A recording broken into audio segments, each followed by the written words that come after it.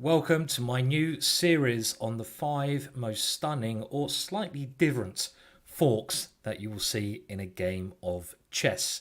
Remember to subscribe and like this video, and we'll move straight into these amazing examples. Well, this first example has a slightly feel-good feeling to it. We have the current world champion at the time, Anatoly Karpov, with the black pieces, and it's only on move 11.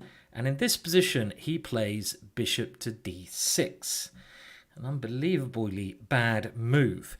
And after white's next move, Karpov resigns immediately. Maybe this is an example of falling into a fork at the highest ever level. Karpov losing this game in a rather embarrassing fashion. Can you find the move that his opponent, Larry Christensen, now played?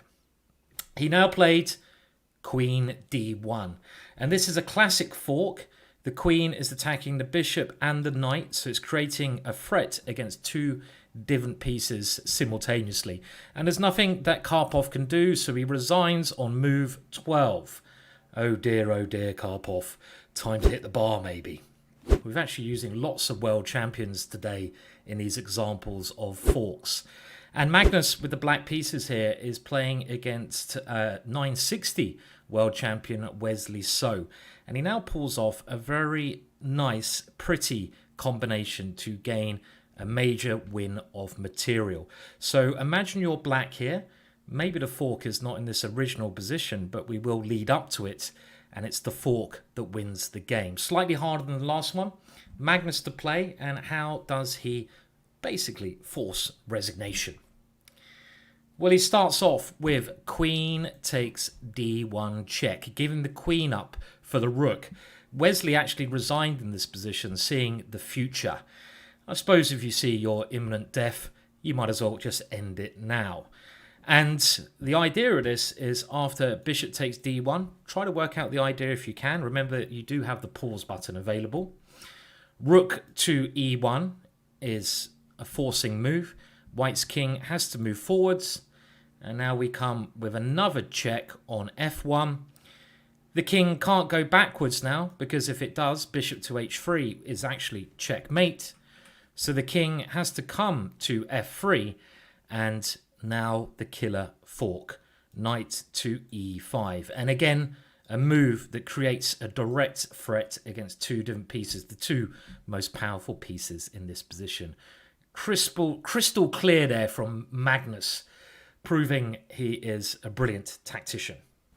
We now come to a 1966 World Championship match, and this was between Petrosian of the white pieces, of a very strong player, known for his positional play more than anything, but as we see here, he's pretty good at some tactics, and Spassky, Boris Spassky, with the black pieces.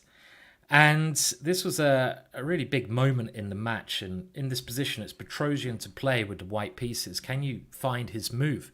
Maybe Spassky was guaranteeing, or hoping, should I say, that white would take on f7 when he has some survival chances, but there's a much stronger move. And this is a motif well worth remembering. I've used it in some of my games before, and the whole thing about these tactics, these forks, if you remember the sequence and you picture how the piece is moving, you might be able to prove your own game by putting it into motion there. The move is queen to h8 check. It's like 4 throwing a thunderbolt on the board.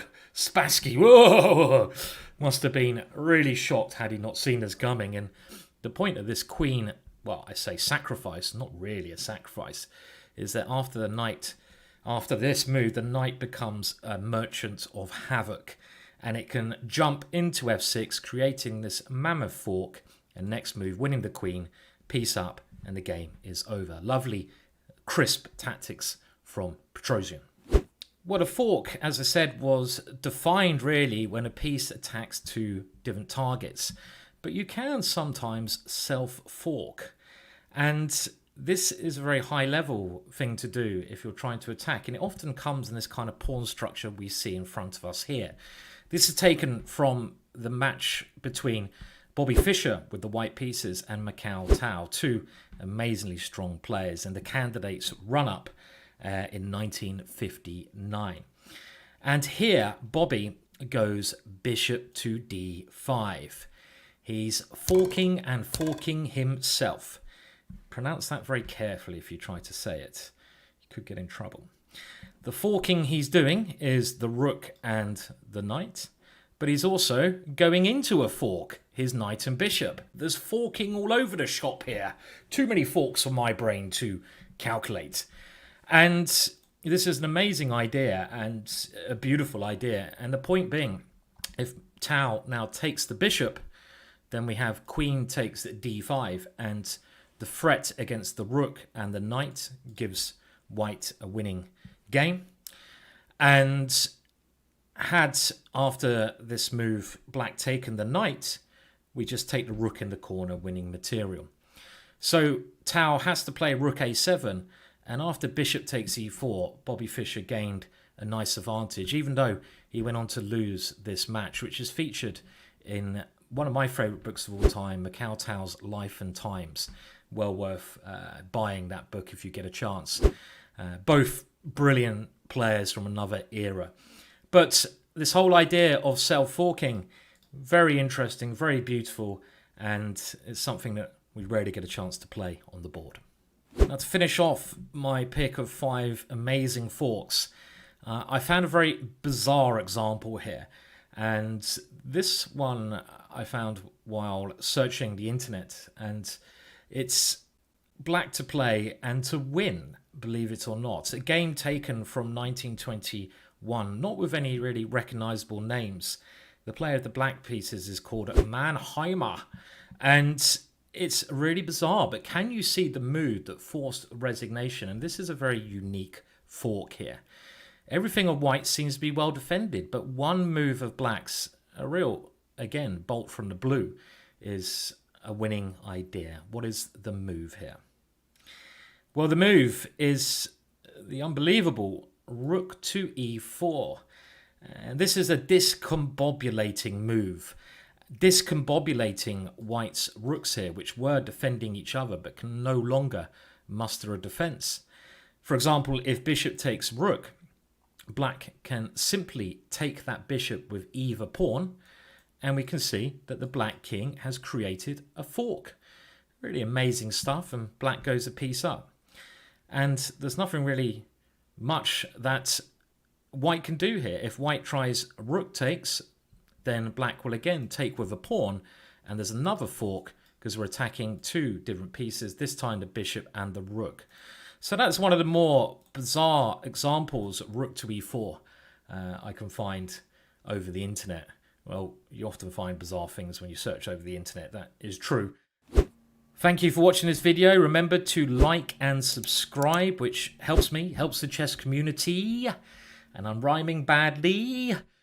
That was terrible. And some, I think, stunning examples of forks there, and historically important forks from chess history. Which was your favourite? Can you think of any that I may have missed out that you think deserve to be in my selection? Goodbye for now. I'll be back again in the near future.